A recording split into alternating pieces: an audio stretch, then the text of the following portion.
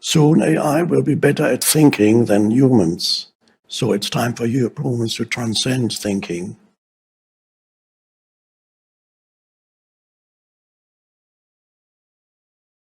When thinking still happens, but we can rise above thinking.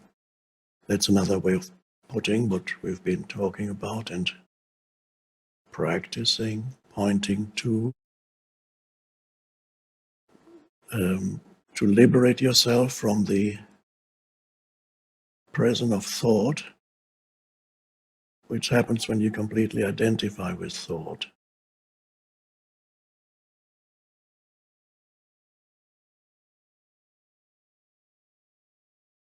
And as I've said before on various occasions, this does not mean you fall below thought, you rise above thought. You fall below thought when you're halfway towards sleep. You're so tired that you can't think anymore. And to approach sleep feels quite nice. You can't remember your problems anymore and your history, and you're moving towards sleep, and it's delicious. Sleep beckons you, but you're falling below thinking. The same happens with many kinds of drugs that temporarily can free you from the, well, we could call it the self, the mind-made self. Certain drugs can temporarily free you, but you don't rise above thought, you usually fall below thought.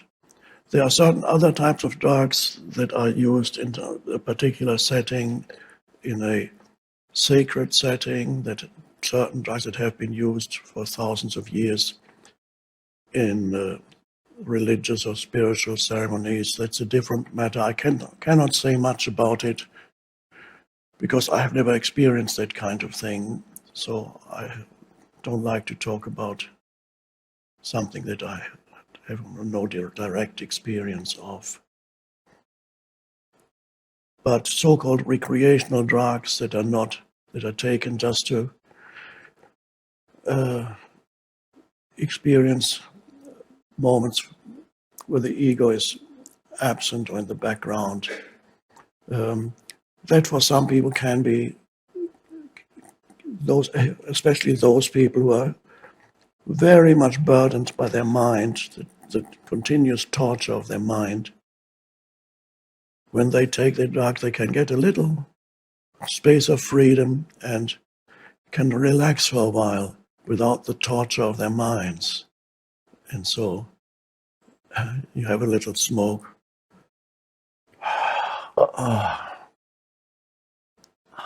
Life is good. It's so good.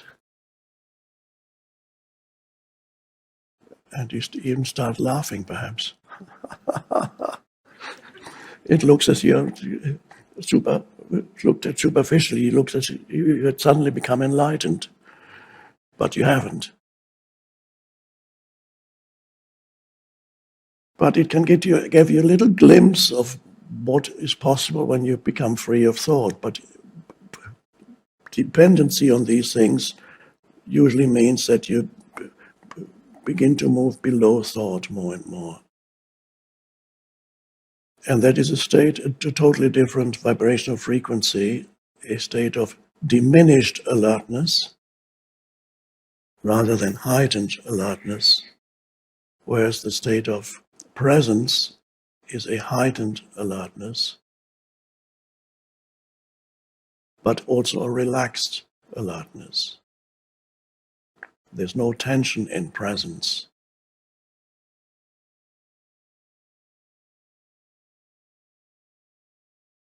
So here's a very simple little practice. I call it practice, but at some point it becomes second nature and then it's not a practice anymore. When you look at something, anything, or use other senses too, but let's for a moment talk about the visual sense. You look at something. For example, now you're looking at man sitting on a chair, or on the screen, the amplified version of the man sitting on the chair. And you might be aware of the totality of the room. Peripherally, you're aware of the totality of the room also. All this is part of your visual perception right now. And that's fine. So your attention, the focus of your attention is there. And now my suggestion is, as your attention is focused on your visual perception, at the same time, can you be aware of yourself? No. The question is, what self? I don't mean the historical self, the person, not that self, but a deeper self, the presence of you, the being of you. Can you be aware of that and at the same time still have enough awareness left to perceive everything? So then you're aware of two things. You're aware of the perception, and you're aware of yourself as the perceiving consciousness. You can sense that there is a presence, and the perception is happening in that presence.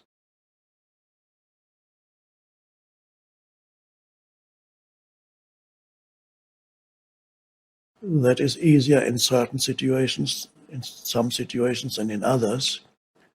It's perhaps relatively easy here and now. But in your daily life, often many things are going on and they all desperately demand your attention. And then, of course, it's not easy to practice also being aware of yourself as a perceiving presence. The phone rings and then somebody comes in and says, "Have you done this?" "No, not yet." No. Everything demands your attention. Your devices, they make noises. Bing, bing, something's coming in. So you're completely losing yourself in the externals. Like it's continually being drained of energy, of losing it. There's a leakage. And then people then become totally uncentered. There's no point of rest in them at all. They're completely all over the place. And many people live like that every day. And unfortunately, even young people these days, children, because they interact so much with these devices, have very short attention spans.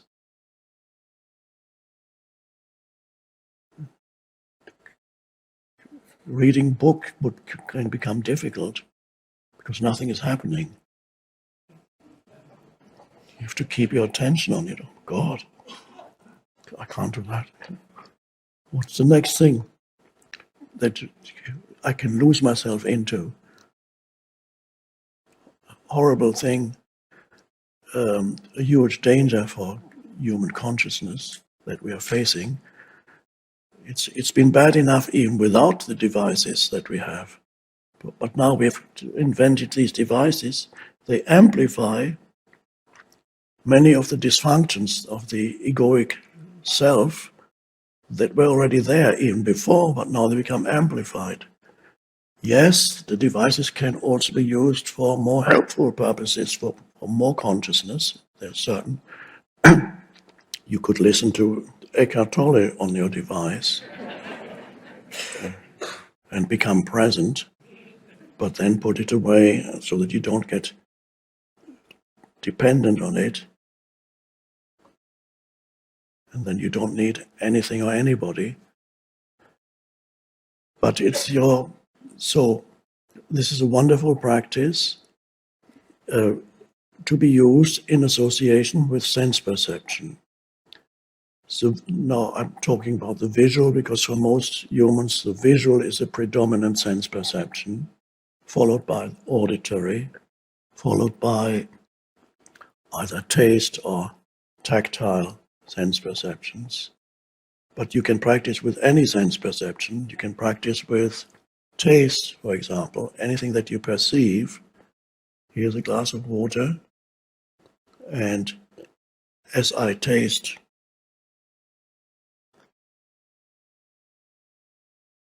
the water, it tastes good.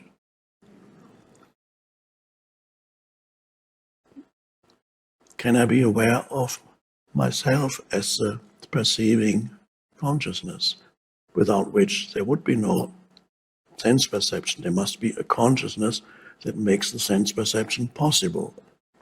And so that consciousness incarnates into the sense perception, so to speak. The sense perception arises created by this consciousness. You wouldn't perceive anything without the consciousness behind the sense perception. So become aware of yourself as the awareness behind the sense perception that makes the sense perception possible. And so you practice that. Auditory also, this is when you listen to any kind of sound. Natural sounds are particularly helpful, bird song or hearing the wind in the trees, or the sea, the noise of water, any kind of water. And so you listen to the noise, give it attention, but not 100% of your attention. Some attention is kept back and remains on the attention itself. Attention becoming aware of itself as the attention. Because you don't need to totally be in that thing.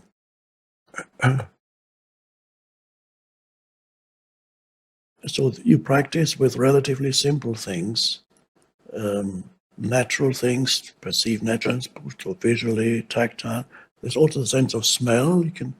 There's a breeze. There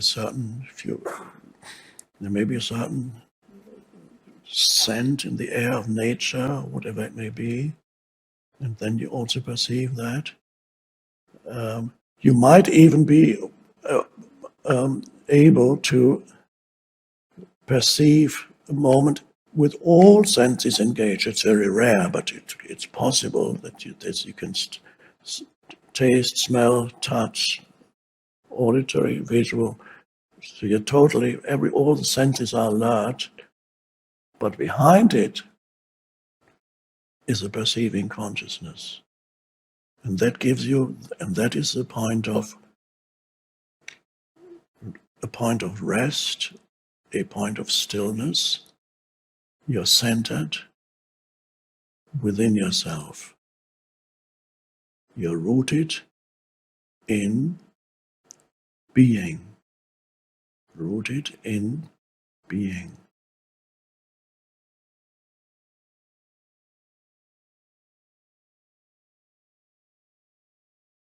But that's so you practice with simple things, and here particularly this is a helpful setting, a retreat setting, and then when you go back into your daily life, at home and at work, you continue to practice. It gets more difficult there because there are more challenges that arise. All these things demanding your attention.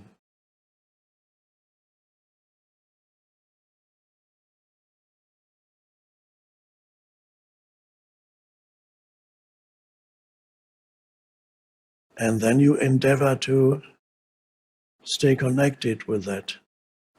First you have glimpses of it, and then it gets a little bit longer. And then you can perhaps stay connected with that even while engaged in activities. And then the next step is to stay connected with that even while you are thinking, so that thinking does not take you over completely.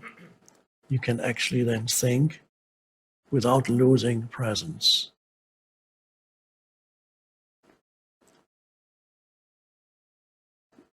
And then you have arrived. That's it. That's it. Wow.